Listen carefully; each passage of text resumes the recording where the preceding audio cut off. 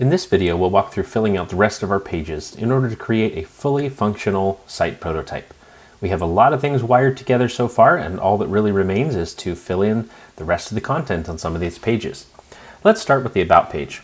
As you can see, all we have here is the H2 at the top of the page. So let's go grab the content that we wrote earlier and paste it in.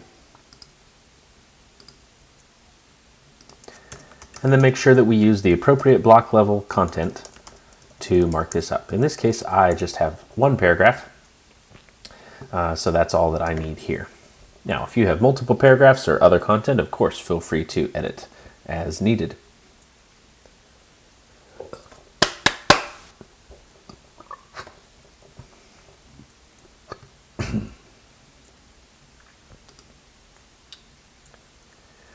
Next, let's talk about doing the articles. So each individual article is going to start with the article title, followed by an author and date line. And in the mockup right now, we have these separated by a pipe, but you may change that later. Next, in the mockup, you can see that we have an image. So we're going to put our image in, and right now it'll just be a placeholder. An empty alt attribute. Then we're going to have all of our actual article content that will flow in here. But let's not forget that at the very end, we're going to have a link to the actual full article.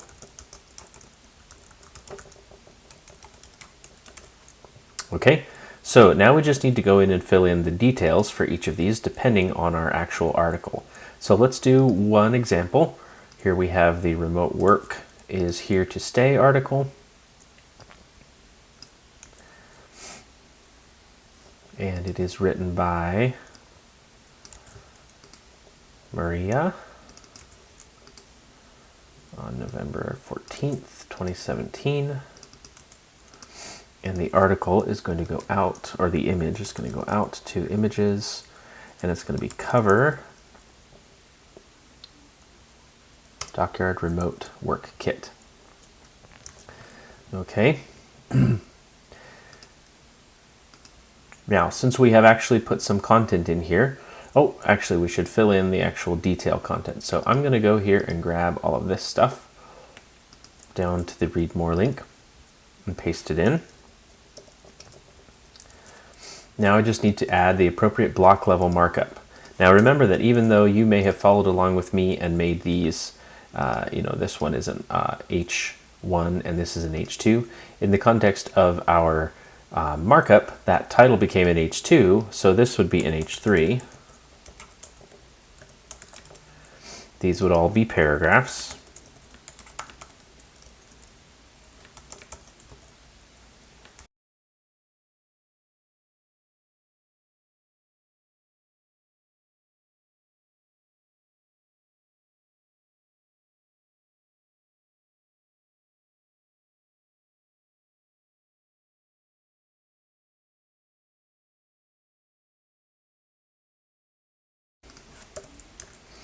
Okay, so let's go navigate to that article. It's currently called Article 1.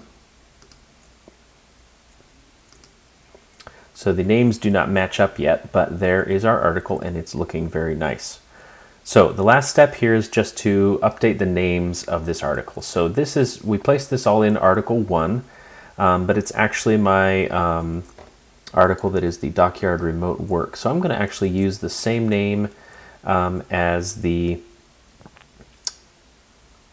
image there, but I'm going to rename here to that Dockyard Remote Work Kit.html. And then I need to go find where this image or where this article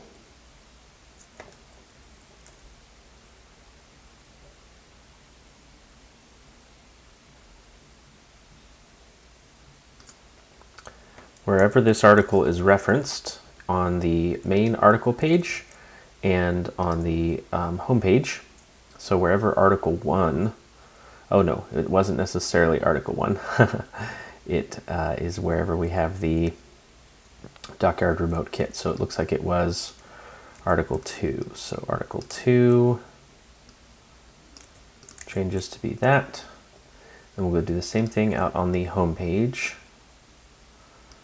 where just that name right there needs to change so that it points to the right place. Okay, so now we can test. This link right here should point to our new page. And it looks like something did not go right with my path there. I'm gonna refresh just to be sure. All right, let me just double check. Articles, Dockyard Remote Work Kit.html. Oh, I've got a duplicate.html in there. Did I do that with all of them? Wouldn't that just be like me? Okay, so let's check this. All right, that points to the right place. Let's check out the main articles page where I probably have that same error. It is indeed the same error. Okay, so let's go fix that on the main article page. I pasted in the wrong thing, didn't I? Okay, so that should be fixed now. Check it out. Good. Articles page. Good. Okay, so you're going to repeat that same process, hopefully with fewer errors than I did, for your other article pages. Let's take a look now at how to do the actual product pages. So these are going to be even simpler, hopefully. Let's take product 1. In fact, what I'll do this time is get smart and figure out which product I'm doing as product 1. It's the bent ply laptop stand. So let's go find the bent ply laptop stand. That's a mouthful. All right, there we go. So I'm going to copy all that content and paste it into product 1. Bent ply laptop stand goes inside of the H2. Okay, then we do have the price and we have the description. Okay. Now we need to put the image at the top. Images, and we're going to go to product laptop stand.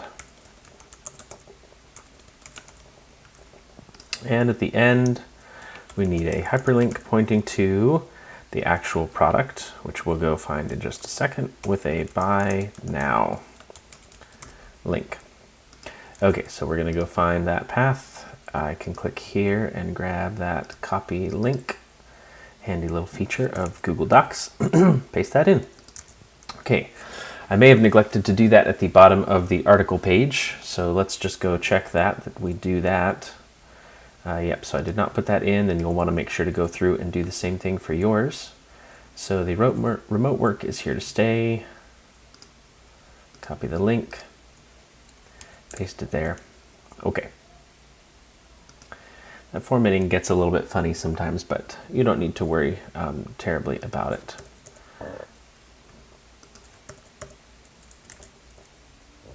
Weird. Oh well. Okay, so now we just need to finish that out for the rest of the products. Let's test this product first though. Bent ply laptop stand is looking pretty good with the buy now link. Path works here as well. We should also do what we did with the articles where we actually renamed these product pages. So we're going to go to project 1 and rename it as laptopstand.html. This time, as we go to update wherever this is referenced, we're going to make sure to get the whole path there so we don't make the same mistake we did before. Get back out to our main index page and update the path there as well. So this goes to laptop stand. There we go. So on our home page, the laptop stand should point to the right page, and our product page, the same should be true as well. Okay, so now we're going to go finish that out for all the other products in our site. So in the end, what we should have is specific page names for each of our pages, articles, and products. And all the paths in each of the list files should be updated to point to those pages, along with all of the accurate images. Then the pages themselves should have semantic block level markup, as well as any inline markup, ending with our read the full article links at the bottom.